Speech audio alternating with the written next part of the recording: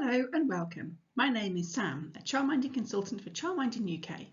We are a registered charity that provides information, resources, training and support for those registering with Ofsted and current registered childminders. This video is suitable for people registering as an Ofsted registered childminder and preparing for their Ofsted registration visit.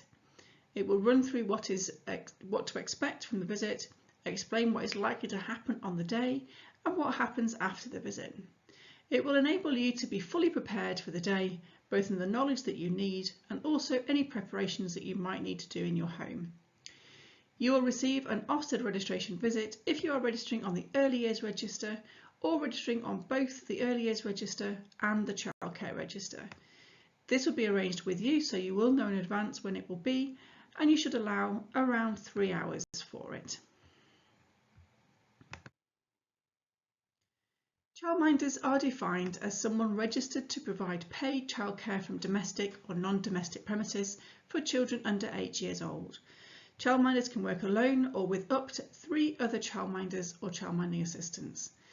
You must register as a childminder if you'll be paid to care for somebody else's children, the children are under 8 years old, the care lasts for over 2 hours on any day, you're working from domestic premises, usually your own home, which is childminding with domestic premises, or you're working from a non-domestic premises, which is childminding without domestic premises.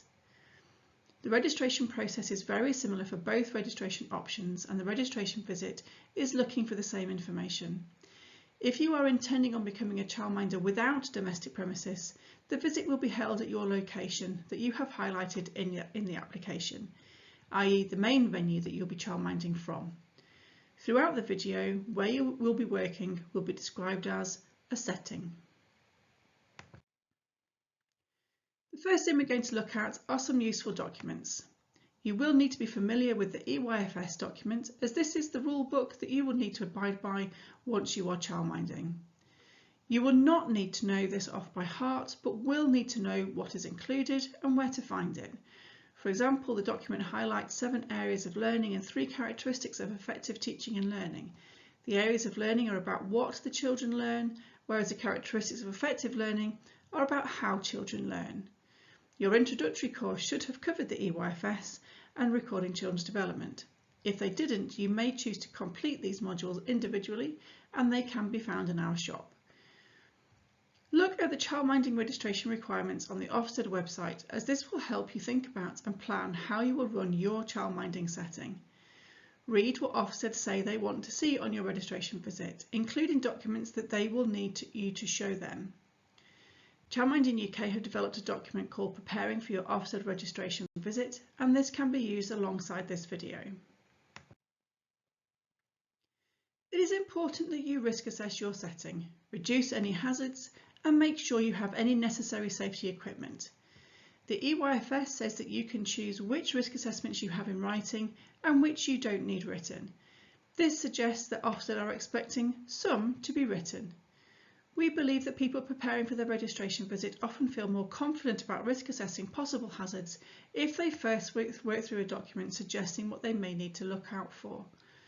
Childminding UK's risk assessment form gives clear guidance on what to do, but it is essential that you tweak this for your own setting. Risk assessing is important as it shows that you are aware of how to keep children safe whilst they are in your care. We naturally visually risk assess all the time. For example, if a toy gets broken, we would remove it, but we don't necessarily mean we need to record it. You may choose to have a form that is completed weekly or monthly to show that you have completed a full visual check. Some people will record their fridge and freezer temperatures and record these. Your risk assessment is a working document and it will need reviewing at least annually, but if something changes in between review, you will add and remove as you go.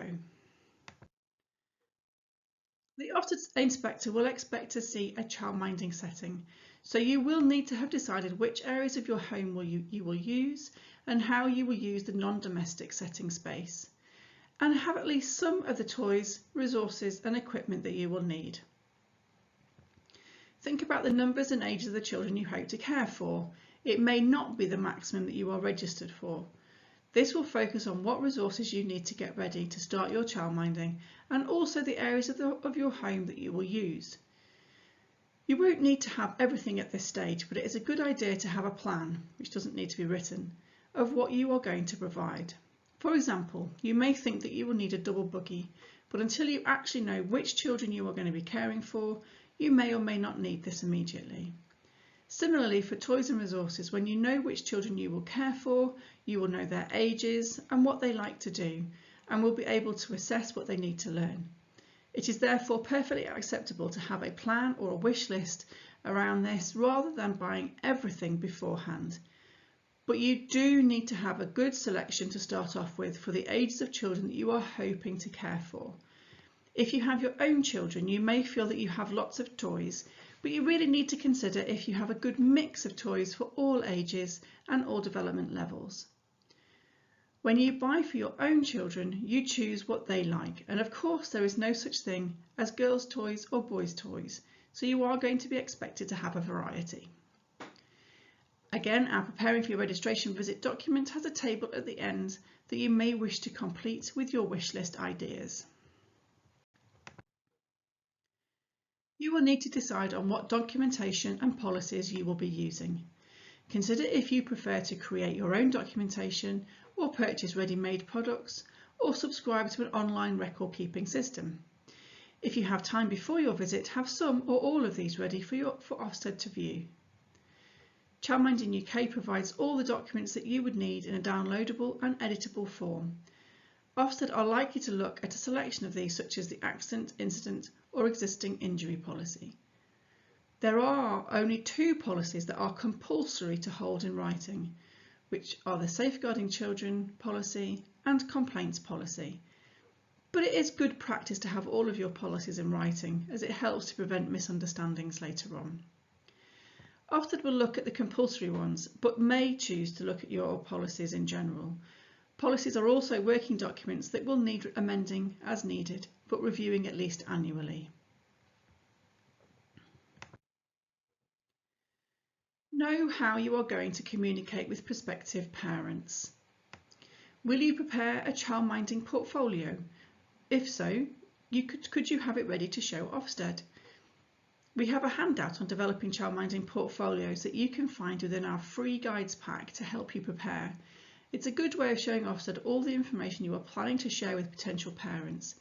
Many parents will look at several childminders before making up their mind, and some may visit some nurseries too, so a good portfolio may help you stand out.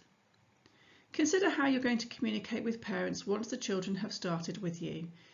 As well as daily conversations at drop-off and pick-up, are you going to be planning a parent notice board, parent newsletter, daily diaries or development files, for example?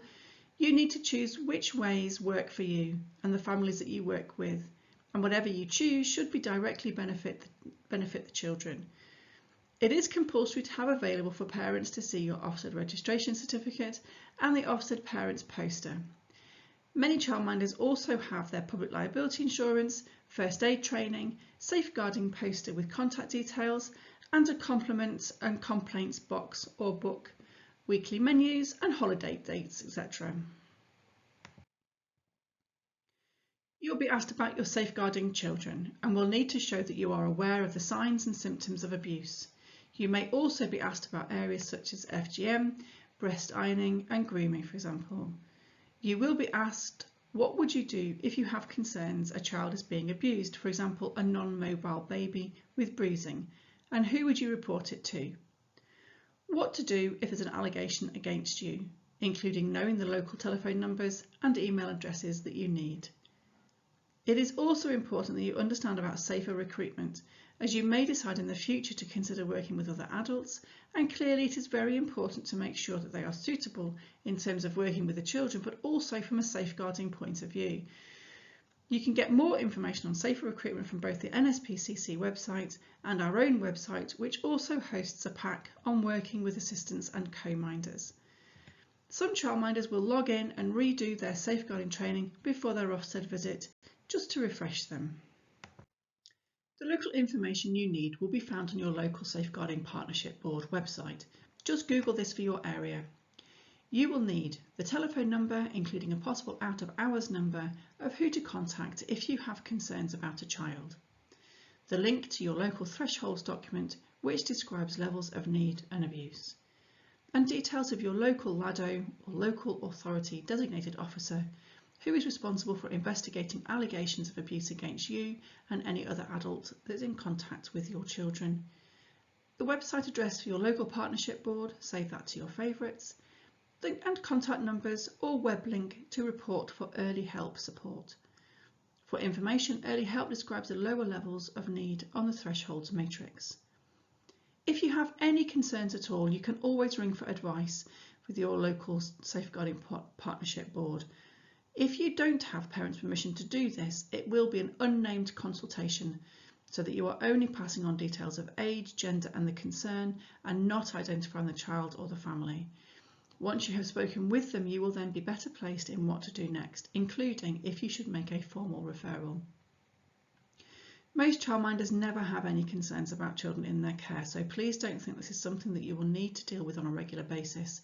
But it is important that you know exactly what to do should you have to gain help for a child. You'll be asked to give examples of different activities that you would provide for children of different ages to aid their learning and development. As a childminder, you may be caring for children across a wide range of ages, and while there are challenges in this, there are huge benefits for the children as well.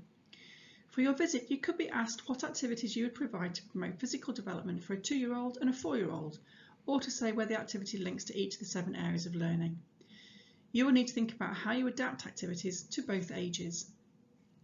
There are 2 guidance documents called Development Matters and Birth to 5 Matters, both of which contain lots of very useful information to help with this. During your planning call, the inspector will guide you as to what they want you to provide on the day, so you will have time to prepare. You can have as many notes as you like and will be able to refer to them during your conversation. You can ask your inspector during the call if they would like to physically see any activities on the day of your visit, and again this will give you time to think about what to set up. Activities need to be a mixture of indoors and outdoors. Everything you do indoors can potentially be done outdoors too, and it's not just about the toys that you buy. Think about open-ended activities such as loose parts that have no determined purpose other than from the children using their imagination. Maybe a dressing up box. Don't just rely on bought outfits that have only one fixed character. Think about lots of accessories, for example materials, bags, bangles, hats, etc. A fairy costume or a pirate costume allows you to be a fairy or a pirate, but having lots of different materials and accessories allows you to be a fairy or a pirate, but also a king or a superhero or a shopkeeper or a parent or a baby and so on. How will you use nature? In your garden or your park? Bug hunting, mud kitchens, painting house or patio with water, digging patches, gardening, dough faces, bog babies, climbing trees, puddle jumping, bark rubbings, the list goes on. We are often asked if you need to keep your own children's toys separate. You don't have to, but you can if you choose. Some think it's a good way of getting their own little ones to share, but with special toys being kept away safe. For school-age children, it may be a good idea that they have their own things in their rooms, and of course, there may be safety implications with the older children's toys too. Why not use our closed Becoming a Childminder Facebook page to share ideas in preparation? On the day, take a deep breath. You have done all your preparation.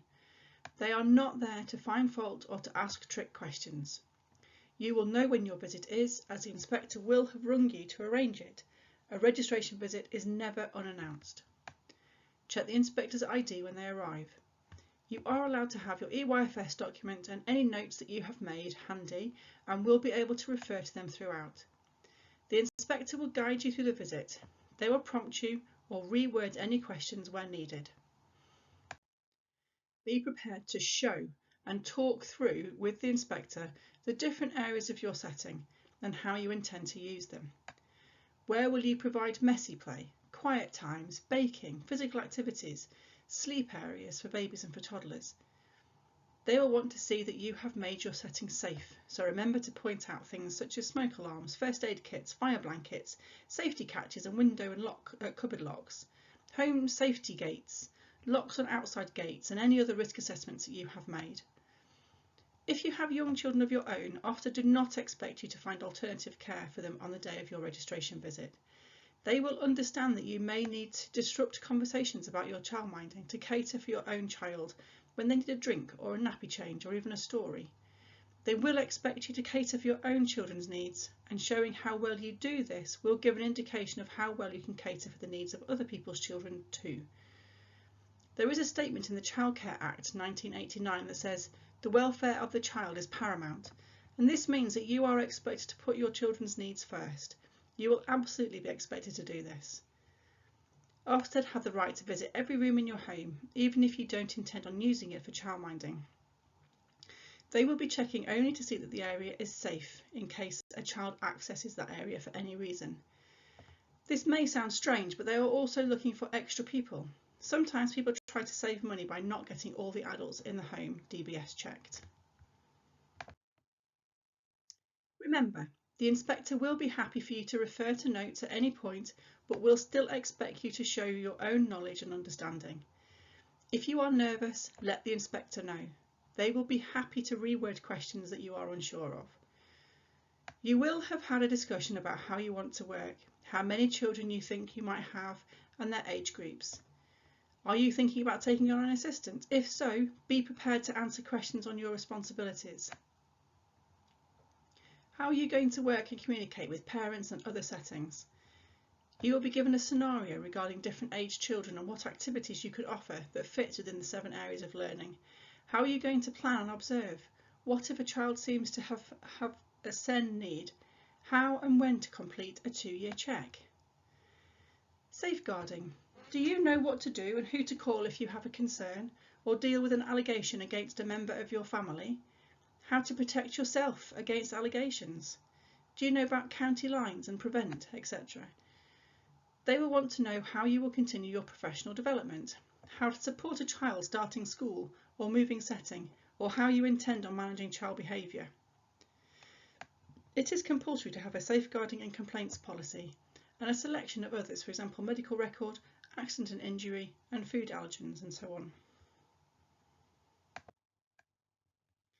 When making this video, we thought it would be useful to hear from someone who has had personal experience of a registration visit. We're pleased to say that Caitlin has agreed to share her experience of the day and the questions that she was asked.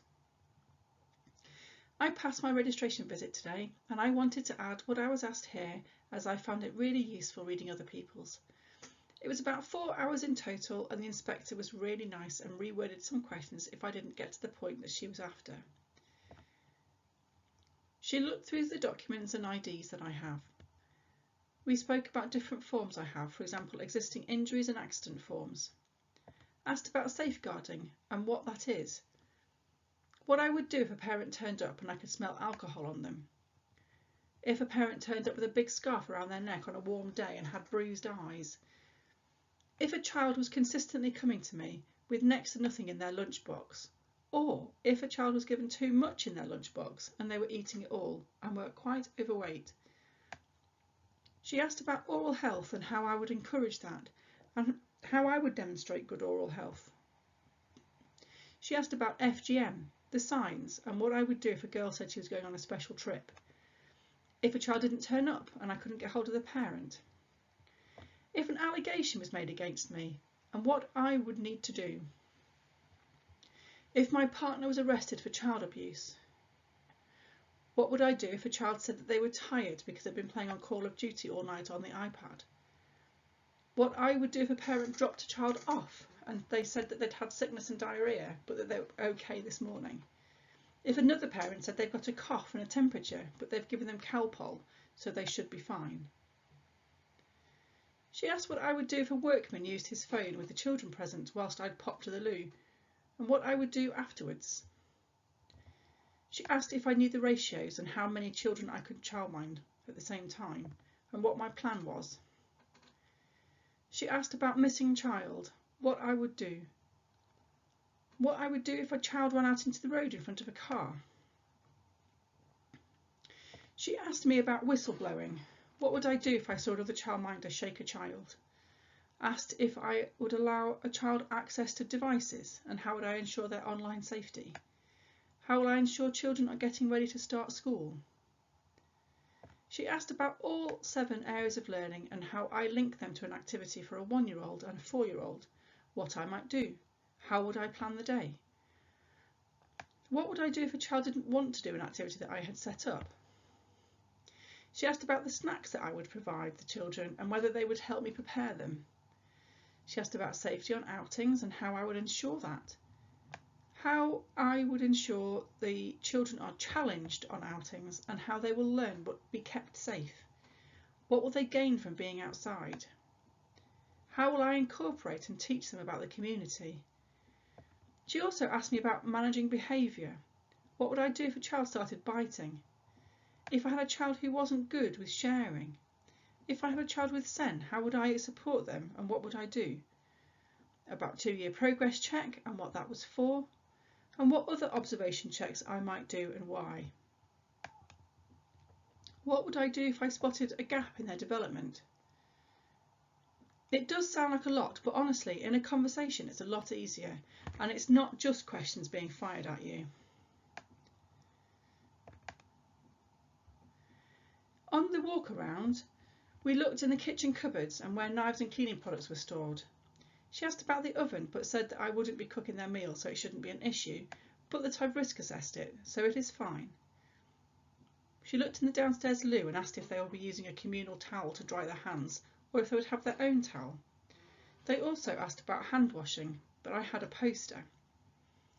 Looked around at all the toys and asked what I had and to explain what I was using them for. Pointed to some cupboards and asked if they were for the children, and I explained that they had child locks on. She noted that all my blind cords were hooked up. She asked about keys for windows and doors and a fire exit. She checked the garden and asked about the little stones and the risks, and about the plants and whether I know that they are what they all are. She asked me to explain the toys I had set up and how they will learn from it, and what the children will get from it. She checked upstairs, checked all the rooms and the bathrooms, checked where medicines are stored. They were on a high shelf in the bathroom, so she wondered if a child could climb to the shelf. She asked about sleeping arrangements for the minded children and how I would ensure that they are safe while sleeping. She really checked every room. She wanted to see that the windows were locked. She noted the stair gates. Our thanks to Caitlin on providing a comprehensive overview of her visit. Remember that you are able to ask questions to see other people's accounts of what they have experienced by going onto our Becoming an Ofsted Registered Childminder closed Facebook page. What Ofsted won't need to see on the day. They will not expect to see public liability insurance, car and home insurance, or Information Commissioner's Office registration. But they will expect you to know what you need and where you will get it from. For example, Childminding UK members will get a discount on the Morton Michael public liability insurance. You may be given the outcome of your visit verbally by your inspector, but it is worth saying that your inspector must get their decision verified by their line manager before it is confirmed.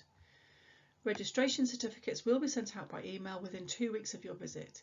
Some are received as soon as the next day. It's only on receipt of your certificate that you can start work. So what happens if it does all go wrong? If the inspector decides to stop your registration, you will usually be given the opportunity to reapply.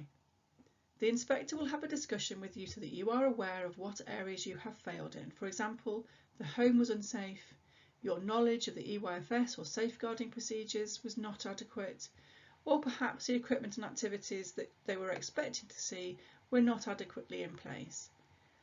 For most people, the checks completed for their first registration will still be valid to use, for example references and the DBS check, as long as you registered on the update service.